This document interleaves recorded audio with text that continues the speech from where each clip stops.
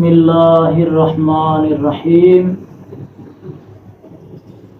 آج جو عمل آپ کے سامنے پیش کرنے والا ہوں، یہ عمل ایسا عمل ہے جسے سرکار علیہ الصلاۃ والسلام نے بھی پڑھا۔ جب کفار نے آپ کو گھیر لیا اور لوگوں نے بتایا کہ کفار نے آپ کا محاصرہ کر لیا، آپ کو گھیر لیا ہے، تو سرکار علیہ الصلاۃ والسلام نے اس وقت یہی کلمات پڑھے۔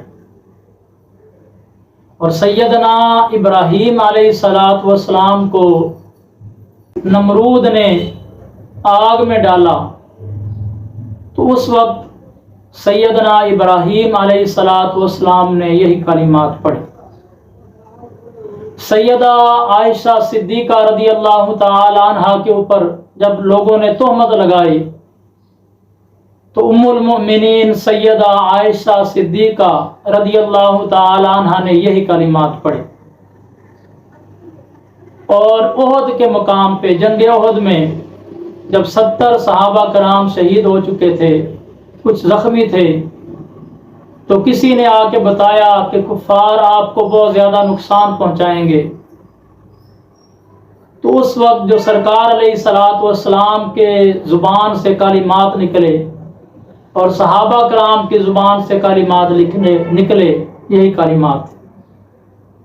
سیدنا ابو بکر صدیق رضی اللہ تعالیٰ عنہ نے ہجرت کی رات جو کلمات پڑھے، یہی کلمات تھے۔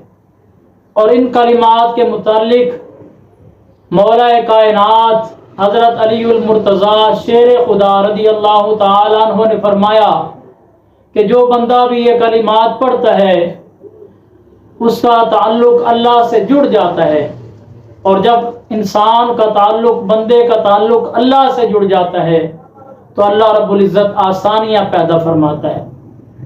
اور آپ کے خلفاء میں سے آپ کے خلیفہ حضرت امام حسن بصری رحمت اللہ تعالی فرماتے ہیں کہ یہ وہ کلمات ہیں جن سے ظاہر ہوتا ہے کہ اللہ بندے کی مدد کے لیے حاضر ہے۔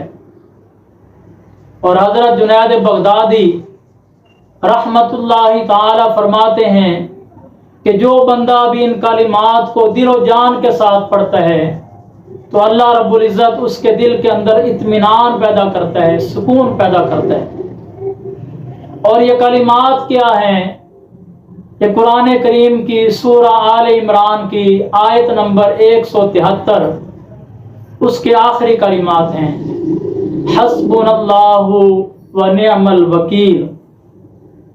اس کے بہت زیادہ فوائد ہیں۔ کوئی بے روزگار اسے پڑھے تو اللہ رب العزت اسے روزگار عطا فرماتا ہے۔ کوئی بے اولاد پڑھے تو اللہ اسے اولاد عطا فرماتا ہے۔ کوئی دشمن کی حفاظت کے لیے پڑھے تو اللہ اس کی دشمن سے حفاظت فرماتا ہے۔ کوئی پریشانی میں پڑھے تو اللہ پریشانی سے نجات عطا فرماتا ہے۔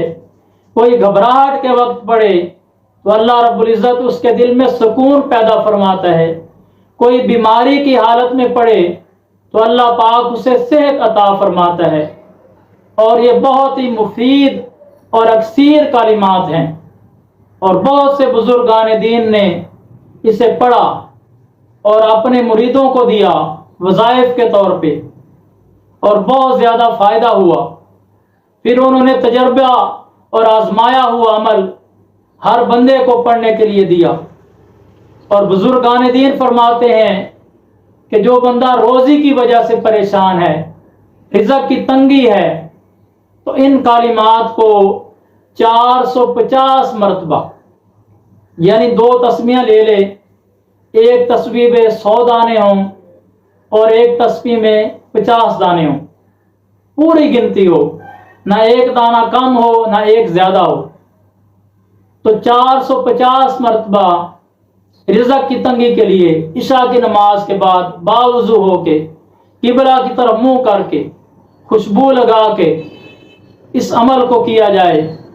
اور جب 449 مرتبہ پڑھا جائے اور ایک دانہ رہ جائے تو اس پہ یہ عمل کیا جائے، حسبنا اللہ و نعم الوکیل، نعم المولا و نعم النصیر۔ اللہ ہمارے لیے کافی ہے اور وہ اچھا کار ساز ہے، وہی ہمارا مولا ہے، وہی ہمارا مددگار ہے۔ یہ کلمات کو اس انداز سے پڑھا جائے تو بزرگان دین فرماتے ہیں اس بندے کو رزق کی تنگی نہیں ہوگی، اللہ رب العزت غیب سے رزق عطا فرمائے گا۔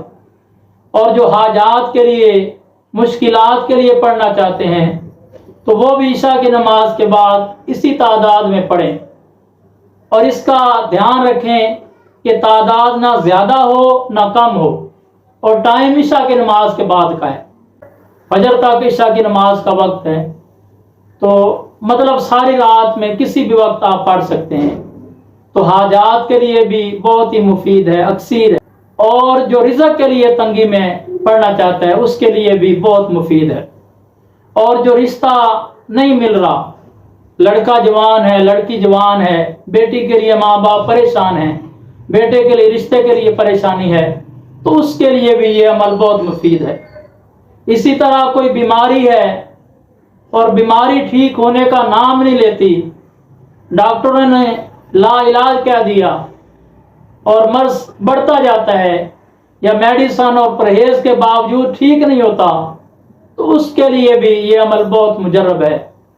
آپ بھی اس عمل کو کریں اور کمنٹ میں بتائیں کہ اللہ رب العزت نے آپ کو کتنا فائدہ دیا۔ اللہ پاک ہم سب کا حامی و ناصر ہو۔